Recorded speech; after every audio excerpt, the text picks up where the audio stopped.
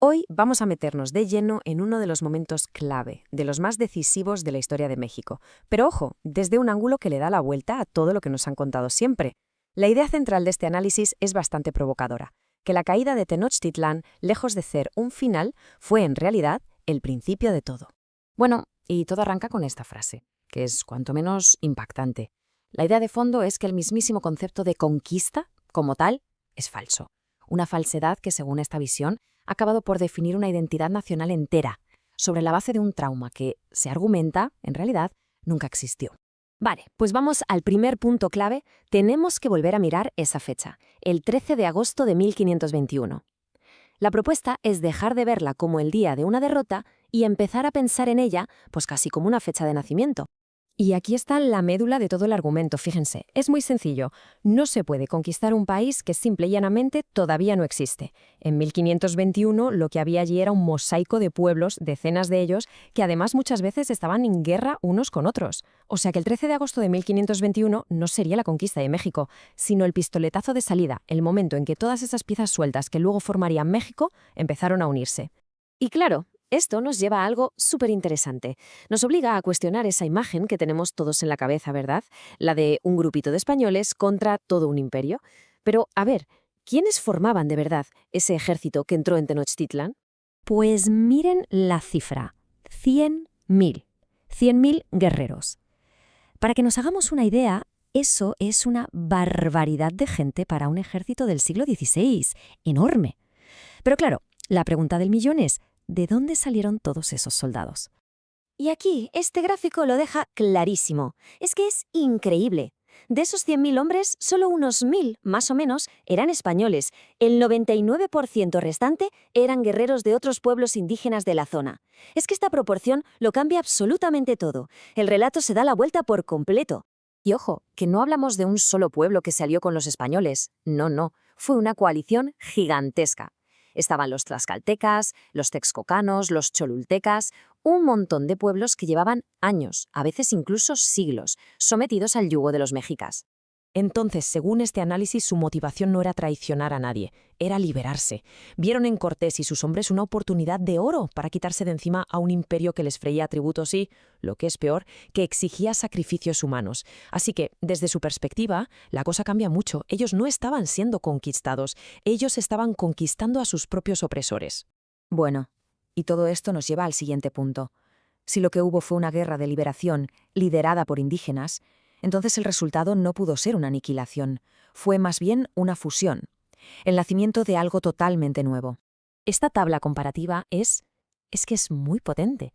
Pensemos un momento, casi todo lo que asociamos hoy con ser mexicano, hablar español, la religión católica, el mariachi, el tequila, esas catedrales barrocas impresionantes, pues nada de eso existía antes de 1521. Todo ello es el resultado directo de esa fusión que arrancó justo en ese momento. Y aquí llega, probablemente, el punto más polémico y provocador de todos. El autor dice, a ver, incluso si no estás de acuerdo con todo esto, lo estás pensando en español. Y esa es la prueba definitiva de ese mestizaje. La conclusión que se plantea es que los mexicanos de hoy no descienden de los conquistados, sino de los conquistadores, de ambos bandos, de los indígenas que se liberaron y de los españoles que llegaron. De la fuerza que ganó, no de la que perdió. Pero bueno, este enfoque no se queda solo en revisar la historia y ya está. Va un paso más allá y se mete en la psicología, en las consecuencias que tiene para el presente el seguir contando esa historia de derrota. Y para explicarlo se usa un concepto muy interesante, la trampa del hubiera. ¿Qué es esto? Pues es esa idea de estar siempre lamentándose por el pasado, ¿no? ¡Ay, si no nos hubieran conquistado! Es un pensamiento que, según se argumenta, te impide hacerte responsable de tu presente y tu futuro.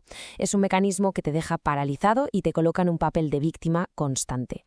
Para que se entienda mejor, se usa una comparación brutal. Se pone frente a frente la historia que se le cuenta a un niño estadounidense con la que se le cuenta a un niño mexicano. Por un lado, una historia de somos los mejores, los defensores de la libertad. Por otro, una de fuimos conquistados, humillados, nos robaron todo. El argumento es que contar una historia u otra a tus hijos generación tras generación moldea por completo la mentalidad de un país. Y claro, Esta mentalidad de víctima, ¿en qué desemboca? Pues en un juego infinito de echarle la culpa a los demás. La culpa es de Hernán Cortés, es de la Malinche, de los españoles, o ya en tiempos modernos, de Estados Unidos, de la globalización, o hasta del árbitro del partido de fútbol. El tema es que siempre hay un culpable fuera, lo que, lógicamente, te quita la responsabilidad de encima. Y con esto llegamos al cierre, a la idea final de todo este planteamiento. Y es que las historias que los países se cuentan a sí mismos no son verdades escritas en piedra, son elecciones, son narrativas que se escogen conscientemente y que tienen consecuencias muy, muy reales. Y aquí viene un dato que a mí, por lo menos, me ha parecido fascinante. Resulta que, según esta fuente, esa historia de la conquista como una tragedia es bastante nueva. No tiene tantos siglos como pensamos. Por lo visto, en el siglo XIX, la historia que se contaba era una de mezcla, de integración. Y no fue hasta después de la Revolución Mexicana, a principios del siglo XX, cuando se empezó a popularizar esta otra versión, la del paraíso azteca perdido y los malvados invasores. Así que, en resumidas cuentas, la idea final es esta. Un pueblo no es su pasado. Un pueblo es la versión del pasado que elige contarse. La historia que nos contamos no es solo un espejo de lo que pasó, para nada. Es una herramienta superpoderosa para construir el futuro que queremos. Y todo esto nos deja con una pregunta flotando en el aire, una pregunta fundamental. Al final, la historia que una nación se cuenta, ¿para qué sirve? ¿Está ahí para unir, para dar fuerza, para empoderar? ¿O sirve más bien como excusa, para justificar los problemas y crear división? La respuesta que una sociedad decide darse a sí misma, pues de esa respuesta depende, y mucho, su futuro.